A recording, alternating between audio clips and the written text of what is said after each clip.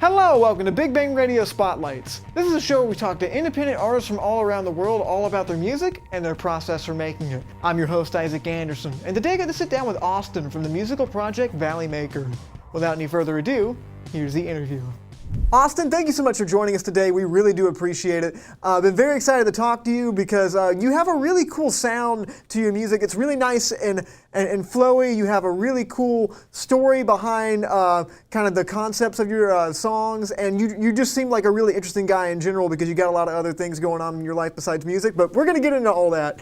I don't want to get ahead of ourselves, but I want to start at the beginning of your musical journey, just like I do whenever I talk to any other artist on this show. And that question is, what is your earliest musical memory? Wow, that's a good question. I think my earliest musical memory would probably be my mom playing piano in our house. That was like, we had a piano always growing up in the house, and I started taking lessons as a young kid. But I just, remember, like, especially in the afternoons and kind of evenings, whenever she had free time, she would kind of play piano, and that's probably the earliest memory I have from that. And then, kind of always loved music. And then I got my first guitar I felt drawn to it, I should say. And it was really, I got my first guitar at age 13. And that's kind of when I got obsessed with the fact that I could then write my own music and learn songs by other people that I liked, on the guitar. I feel like piano was always a very, even though it's my first instrument, it felt very kind of removed from a lot of the world of music that I listened to growing up, or that I was starting to enjoy in those early years of life. And guitar was kind of, the first, like, as soon as I got a guitar, I think, like, realizing that I could write songs and, like I said, learn songs from artists that I was into, that I enjoyed. Kind of, that would be my first, like, personal kind of experience with writing music, I guess.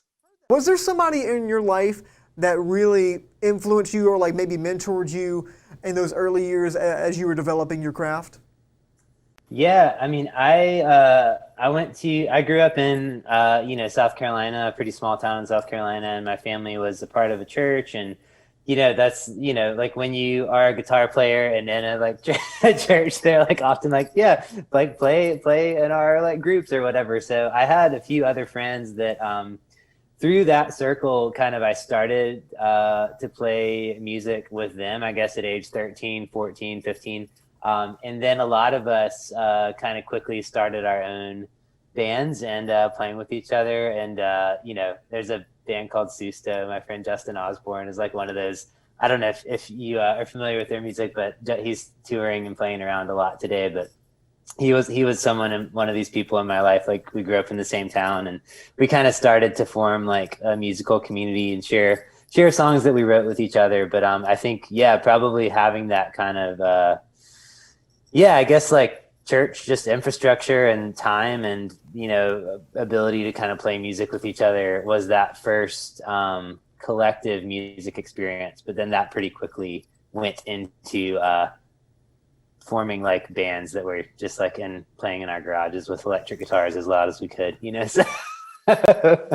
As you were kind of coming up playing music, was there a moment that you can really recall that you were like, yeah, this music thing's not just a hobby, this thing is going to be like the thing for me, like this is going to be my path?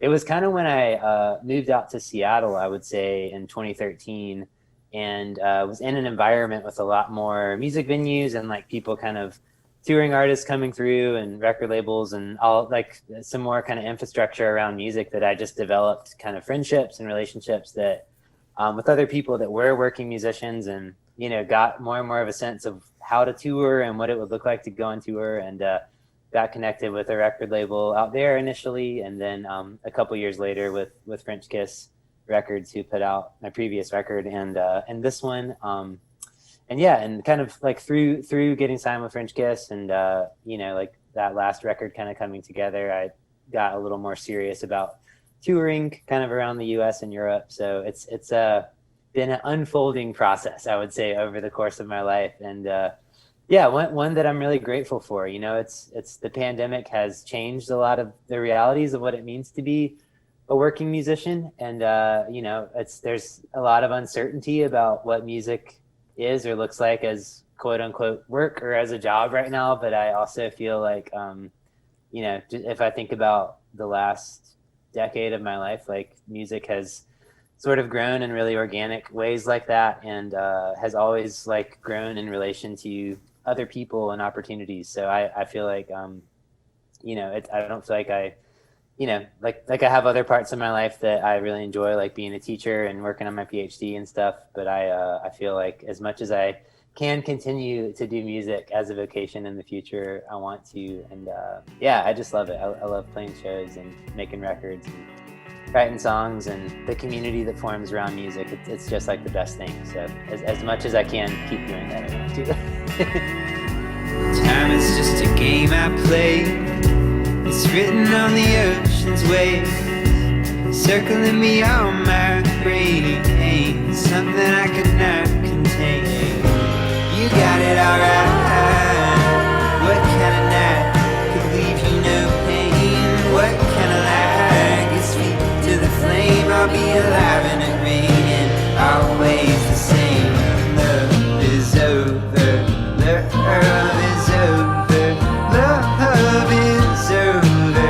Taking me, taking me, taking me.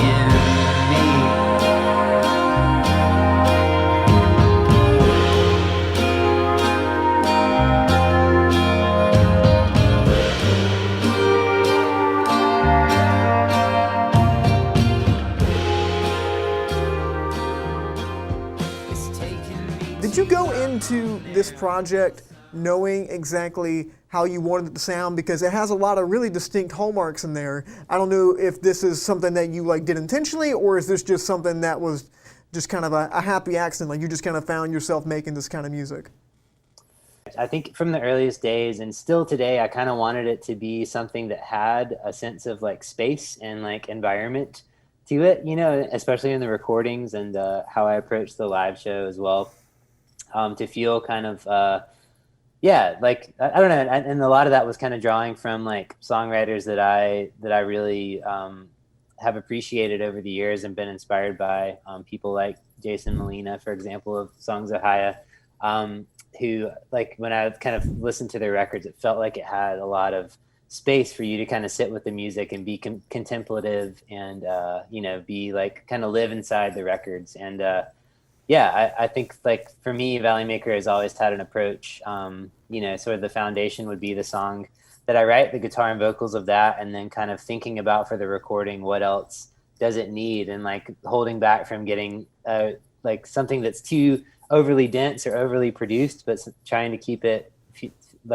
keep the recording and the composition dynamic, definitely, so it has like a sense of up and down and flow to it, but also so that it has a sense of space and environment that feels like you can sit with it and be contemplative there, and maybe even rest there for a while. I feel like that's what music does for me. It provides a space for contemplation and rest. Just from your perspective, do you like writing from an experiential part of your life, or do you like kind of trying to craft the story, or do you just try to maybe go for phonetics in the songwriting? I don't know. How exactly do you go about that? I definitely am kind of trying to, I guess, just strike a balance between open-endedness and mystery, and the ability for people to kind of bring their own personhood and their own questions and their own existence into the song, and have kind of some openness to different interpretations, but then also some specificity and some things that feel very tangible and real and accessible about the songs. I think I'm probably drawn towards big existential questions in my songwriting a lot of the time, and I think this move across the country, moving back home, raised a lot of those kinds of big questions for me about like what life is about and where my life is heading. And, the pandemic has only deepened a lot of those questions. So I think for me, like if I think about what I feel like is a good song, as I'm writing in a song that I want to record and put on a record, it's going to have a mixture of those, of kind of open-endedness and mystery on one hand, but also some specific kind of experiences, references, memories, moments. And I think having those two things in a dynamic relation is usually when I'm the happiest with a song from a songwriting standpoint. You mentioned the Seattle, Washington, like you lived in over there for a little bit, and you are currently in South Carolina where you grew up. What inspired that move? And obviously Seattle is a very rich musical place and has all these different musical elements into it. But how is the music scene where you are currently, where you grew up? Yeah, well, first part of your question, what inspired the move first out to Seattle was that I got into a PhD program out there in human geography at the University of Washington. So that was the impetus to move up there. And my wife is she delivers babies. She's a midwife, and that, like, in the Northwest, that was like a really good place for her to kind of get started in that career as well.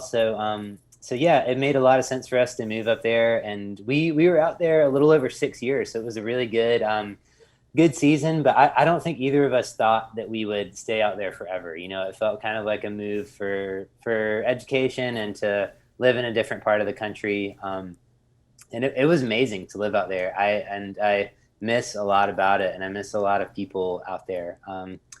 The nature out there is totally incredible, and like you said, the music scene in Seattle and Portland and Vancouver and kind of the whole Pacific Northwest is really a lot of songwriters that I grew up like listening to and feeling inspired by are from that area. And it's still today like a great place to be a musician. I would say one thing that is a little hard about living there today as a musician is just that it has gotten like outrageously expensive, and Amazon is headquartered there and a lot of tech companies. And in a lot of ways, I kind of see Seattle as like San Francisco light today. Like it's kind of going in that same direction where like it's situated in like a beautiful place with water all around, but it also is just like increasingly like really, really expensive to make a living there, and or to just like, I guess, fund your life there. And so that, cost of living was one factor, but I think like way more importantly, my wife and I both have like all of our families live in the Carolinas, and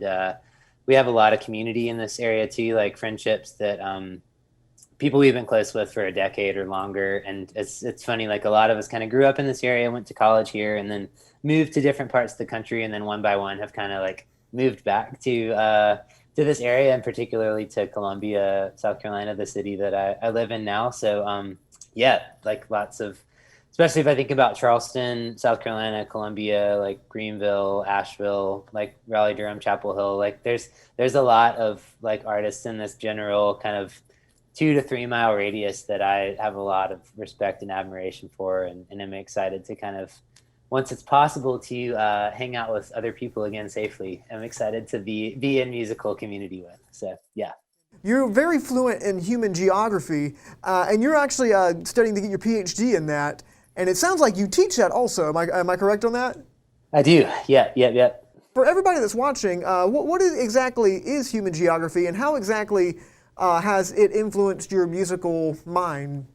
It's pretty similar. It's close to like anthropology, sociology, political science. It's like a social science. And I guess like what is unique about geography is it thinks in numerous ways about space and about place, and the ways in which particular places and people are interconnected with one another, in the kind of political, social, economic, environmental ways in which our lives are interconnected. And often those interconnections are quite unequal, right? Like if you think about like migration as a topic or climate change as a topic, like the realities of those things are quite different for different people around the world, and they experience that quite different. So trying to think about some of these big global issues from a spatial geographical perspective means kind of zooming in and out of particular places and kind of thinking about how they're related to one another.